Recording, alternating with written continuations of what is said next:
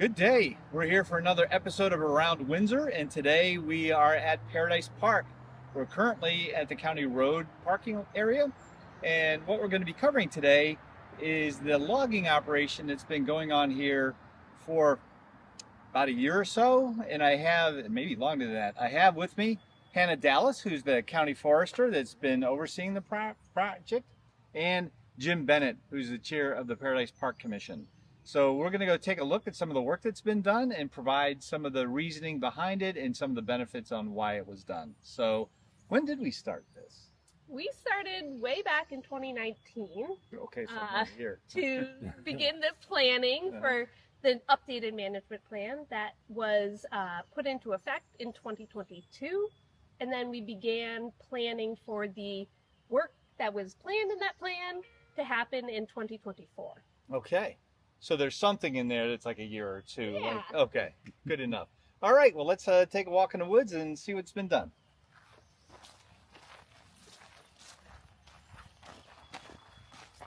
All right, so we've walked a little way into Paradise Park, and I think anybody who's been in the park over the last several months has noticed that there's some changes. And Hannah, you had mentioned that you started working on a management plan for this area in 2019. And this is part of that plan. Can you explain a little bit about what's happened, why it happened, and what we should see in the years ahead? Yeah. So the plan that was started in 2019 was an update for the management plan of the park. Forest Parks and Rec foresters have been involved in management of this park for decades. So it was just following up on past management that's happened. I came in, I did an inventory of the trees that existed here, and what we found, I had a couple other foresters helping me, and what we found when we summarized the data was that there was a lot of pine and a lot of hemlock, and both of those species were in decline here. So I talked to the Paradise Park Commission and asked them what their goals for the park were. They highlighted forest health and forest resilience as two of their main goals. And so with that in mind, I prescribed doing some group openings throughout stand 1 of the park. It was divided into 2 stands. Stand 2 is the area off of Juniper Hill that was managed in 2015-14. And then stand 1 was most of the park and had most of the pine and hemlock in it and hadn't had any activity since the 90s. So with that in mind, prescribing group openings to diversify the overstory, initiate regeneration, and really get something else growing in the understory so that as the pine and hemlock decline, there's new young trees ready to fill in that growing space. So here is part of a group opening. The groups are one was 2.5 acres, and the rest are about 1 acre to a 1/4 acre large. Here's one that we're looking at. The openings left a few trees that we designated with the L's, and then the outside of the openings have 2 yellow slashes, so you'll see those trees that were left. And then there was some regeneration that was growing up that was also left because we wanted to keep that diversity and those young trees growing. So we cut down the rest of the trees, and what we'll see here in the following years is that we're going to get a lot of young trees growing in this space. That'll provide a lot of habitat for all sorts of things, but birds especially really thrive in that young habitat. And then we also interplanted in some of the groups, so we'll get that diversity and really a jump start on those young trees growing as well. Okay, so what was taken down? What types of trees? Yeah, so most of it was white pine and hemlock. Okay. The white pine in this park has been managed for decades, like I said, and over the years they've thinned it out, so it grew really fast and really big. So a lot of people notice in this park that there's really big white pine, and some of these trees you see over here, we're not taking all of those. We want to leave some of those, but they are starting to decline, and we notice that decline when we look up at the canopies and we start to see a lot of fine twigs and dead branches in these trees. We also notice it. It's evident when we cut some of the trees down. We can count the rings and really see that growth pattern. And it's also really starting to slow down in those trees. So lots of white pine was taken out of this area. It went into lots of products locally. It went to mills in the state of Vermont and a few in New Hampshire. Became things like building supplies and other dimensional lumber and that sort of stuff, trim boards. And there was some hemlock mixed in these groups, but most of it was white pine. And what's being replanted in these blue tubes? Yeah, so there's a variety of species that we chose to plant into the park. Some of it was based on that goal of climate resilience and climate change as part of the future of our forests. So we planted 2 species in an assisted migration, meaning they're not present. They're native in this area, but we don't find a lot of them, and maybe they're much more present a little bit further south. So bur oak and tulip poplar are 2 trees that we planted as part of like that assisted migration. And then the other species are found in the mix, but not a ton in this forest here. So that's American chestnut. We're adding some of that resistant chestnut back in. That's a historic species that would have been here a lot more, but has died out over the years. And then serviceberry is another one. Northern white oak, another great wildlife species, but not found a lot in this forest because white oak just isn't really prevalent outside of directly on the Connecticut River Valley in this area, but should do well as the climate changes and warms. And then red spruce. I have a list of them.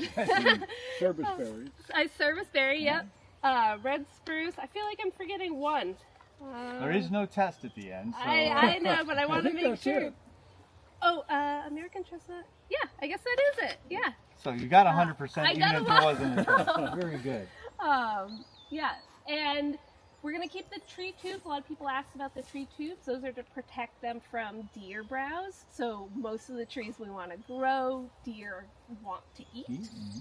We didn't put tubes around the red spruce because deer tend to leave those alone, but everything else, since we spent money on the seedlings, we want to protect that investment. The native regeneration that's going to come up, there'll be so much of it that the deer won't be able to eat all of it. And we can't put tree tubes on everything, but the ones that we bought, we spent some money on, we want to make sure we protect those. So the tubes will stay on for probably about 2 years, until the seedlings start to reach out and the roots are established. Well, and if I recall, we bought a lot of these tree tubes. Yeah. Who put them in? We had a great group of volunteers on Green Up Day. So what do we have? Probably about 20 or so? About 30, I think, 20 all or 30, told. yeah. Yep. Great group of people. They came out in the rain. They dug holes. Some of these seedlings had really big root systems, and we had kids and parents and grandparents, and great group of people. So one of the comments I get is, so when are you going to come in and clean all this up? And I say, I think it's left there intentionally. Yeah. So Yeah.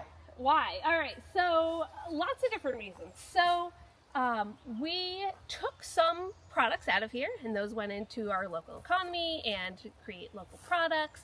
But then there was also some parts of the trees that aren't super valuable for products. They're what we call like pulpwood or coalwood, mostly like not worth the effort to move them out of the forest. And that's okay. So we said when I was working with the loggers, that was part of the contract, is leave the mess. Like we want the mess. It helps build back carbon in the soil. It helps to keep the deer from browsing the young seedlings that are coming up. It also helps to create diversity for small critters, amphibians, insects, all of that habitat. It does look like a mess, but this was even more if there was a wind event, say, as a natural disturbance in this forest. It might create a small group opening like we see here, but all of the trees would be just flattened in this area. And so working with some of the naturally occurring disturbance regimes as our guide to do forest management, while also being able to get some local renewable resources. We sort of mixed a little bit of both. So we left what wasn't very valuable, and then we took some of that value out to create opportunities in the economy, but also that the revenue from those products is getting put directly back into this forest. So with the planting, we're doing invasive plant management in the park, some trail cleanup, and just supporting the forest to be healthier into the future. And that's another comment I get a lot, that there was a thought that this is being done purely for economic purposes. And while there is an economic component, it's kind of like a side benefit. As you say, the Paradise Park Commission earned some money for the material that was usable, Yep. but that's staying and working in the park to continue the management. Yeah, exactly. So the goals of the management were not financial at all. There is that side benefit. There are some products in these large trees, but that wasn't the driving factor at all. So the goal was that forest health and resilience. And then there is that money that assists with like doing the invasive plant management that we couldn't do before because there wasn't money to do that. Well, and I'm retiring here, like actually in a couple of days, and maybe, I know they have somebody picked, but maybe one of you guys should do it, because everybody loves Paradise Park. And no tax dollars go to support what happens here. So you do all of this stuff without taxing anybody. I apparently do nothing but tax them a lot. So maybe your mode of operation would be appreciated throughout the community. You left this telephone pole looking thing, like right in the middle. What's that about? Yeah, so some people might be like, oh, that looks kind of ugly, but not to all sorts of bird species and flying squirrels and that sort of thing. They love these standing dead trees. They're called snags. There's another one over here, big elm, that's more recently dead. And those trees, and quite a few of them, I told the loggers, leave as many as you can for, sometimes they have to take them down for safety. But whatever they can leave for snags or wood on the ground that was already there, please leave, because it's really beneficial to the wildlife. So we want to create wildlife habitat and really support any of that we can. And so we can see it way up at the top there is woodpecker holes, and I'm sure something is living in there. Okay. I don't think it's related, or maybe it is, but there's also been a lot of concern about the emerald ash borer. And I know there's been efforts in the park and around town to identify elm trees and things like that, but does this have anything to do with that issue, or do we know what the status is of elms in the park? Yeah, so ash or elm, sorry. Ash. Oh, so sorry. No, that's all right.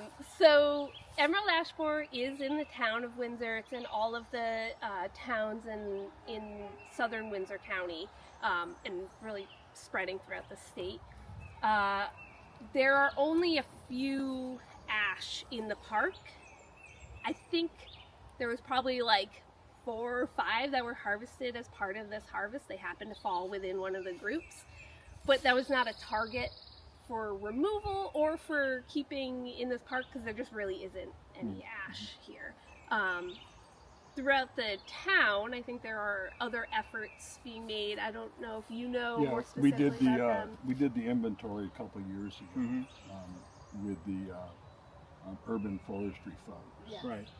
And in the park, the biggest population of white ash is on Pump House Road. Oh, There's okay. some beautiful old ash trees down there that are going to cause the town some problems in a few years. There's also a lot out on Route 44 out through the Narrows. Oh, okay. So you won't have to worry about that because you'll be retired. Maybe just get in the way of me driving someplace, but But there is a whole inventory that's been done, and it's online if anybody needs to see it. good. And that is on the town website, and we can put a link to that in this. Yep. And then finally, some of the unsung heroes. The Paradise Park Commission just got an award from the state on forestry management. Can you tell us a little bit about where that came from or why? congratulations to the park. Oh, thank you. Uh-huh. And Hannah, I think, is the one who nominated us, but we won the group award for Volunteer effort. volunteer efforts for basically for the work we do up here, Mm-hmm. which is separate from the work we're doing down in the lake and wetland, which Yep. is another interview we'll have sometime in the future. Sure. So, Well, and I think it kind of goes back to a theme of living in a small community. You have an opportunity to really make an impact. That all you have to do is be interested and engaged. But whatever a couple of hundred tubes get planted, it's going to make a difference for well past our lifetimes. There are good people behind it. It's national or statewide recognition on what you do.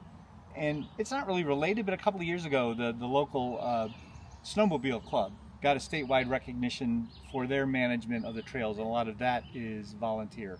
So whether it's that or being a Little League coach, there's things to do in Windsor, no matter what your interests are, that can really make a huge impact on where we live. And I'm sure everyone would agree that Paradise Park is one of the gems of our community and well worth a little volunteer time. So, well, thank you for taking the time.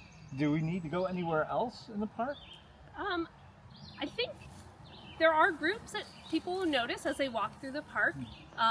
Some of the groups have a feathered edge, like in this area. Mm-hmm. This is part of a old growth, advanced old growth characteristics area. This small 10 acres here just inside the entrance.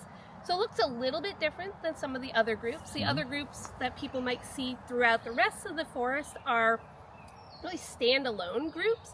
So you'll have a group and maybe a trail connecting to another group, but its boundaries are pretty solid. Mm-hmm. This area, yeah, like I said, is a little bit different. So people might just notice a little bit of difference if they're paying attention. But yeah, people will notice those as they walk along. The trails are, sorry, this will keep going off if I don't turn it off right now. The trails are adjacent to a lot of the group openings that we made because that is the area of the park that's accessible. A lot of people know the topography in this park is very steep in some places. And so I do want to just highlight that there's only about 10% of the stand that was cut in groups. So as you're walking through the park, you might feel like it's a lot because a lot of those groups end up right next to a trail. Mm-hmm. But it's only 10% of the forest at this point. And we are really thinking towards the future of this forest. And so these areas will grow up. And then eventually it'll be time to think about regenerating other areas, because we are very long focused in our management of forest areas because they are very long-lived areas. And when we're thinking about regenerating, we see the change right now, but we're really trying to think about the change over time and set this forest up for a future where it's not degraded by invasive plants, where invasive pests that threaten things like the hemlock woolly adelgid is near the park and threatens a lot of the hemlock. We want to make sure that this remains a forest. So people might see change and see trees cut, but it is forest management because these areas will regrow, and that's the most important thing. All right, well, thank you for all this information. I think it's going to answer a lot of questions for our community. And why don't we take a look at one of the other areas that has had work done to it, just to see what you're talking about on the differences in approaches. Sounds good. All right, so now we're at another area of Paradise Park that's just off County Road and just beyond one of the trails in the park. And we're looking here at a water bar. Yep. So not what I was expecting to see, but so what's the purpose of this? Yeah, so this is a water bar that was installed following the harvest. They came back in. Somebody might have noticed there's an excavator back here. This spring, they came back in and they dug out some ditches. So you dig these water bars so that the water coming down the trail here sits at the water bar and then moves off the trail. So it stops erosion that might happen on the trail. Part of the work that happens out here is demonstration work. So demonstrating the best forest practices that we have in Vermont. And water bars are definitely one of those practices. So Okay. they are required on current use properties, and they're also a really good idea on any other property that's had logging activity to stop that water, move it off the trail, and allow it to sink slow and spread into the forest. Okay. So some people there are water bars on just a few of the trails that people use. Most of them are between the trails where they access the groups between the trails, but people might notice them. Okay. And they are part of the project, and they will be here forever. Yep. Basically. Okay. And this is much more enclosed than the other area. Yeah. So this is part of that old growth, accelerated old growth characteristics and function. So some of this area was left intact, and then we're sort of between groups here. And then there are a few trees that were opened up around. So a couple of trees that were cut up there, a couple more up there, but much less of an opening, and really focused on opening up certain trees, releasing those crop trees and their crown, and not making areas for regeneration. Okay. So a lot of thought went into making this chaos, huh? Yes. And we're going to be seeing benefits from it for years to come. Yeah. Is there a next step that is part of the plan in the next several years ahead, or? Well, the invasive management will happen this summer. So invasive control work, that will happen this summer, and then a follow-up next year to knock back the invasives that are present in the park so that they are not the thing that are regenerating. And then we just sort of sit back. The tree tubes will be removed in a couple years. Once those seedlings are established, the rest is letting it grow for the next 10 to 20 years or so. Okay. Well, I think this is one of the most appreciated natural resources we have. The Windsor Grasslands Wildlife Management is another one. And one of the things I've really enjoyed about my job is just seeing stuff like this. When you're not involved in it every day, you don't know how much effort goes into keeping what you think takes no effort to do. And meeting with Chris Bernier out on the grasslands, and the thought about land management, invasive management, planting the right things, it's really impressive. And the fact that we live in this little town and we have two such great resources, it's a great way to live. Yeah. So thanks again for all the volunteer help, and well, you get paid. You're the expert. But this has been great. Thanks for the information, and hopefully this answers a lot of questions for you. And if people have questions, feel free to reach out to me, Hannah Dallas at vermont.gov, and or find me from some other way. The signs in the park have my name on them, and you can reach me that way. Great. Thanks a lot. Yeah.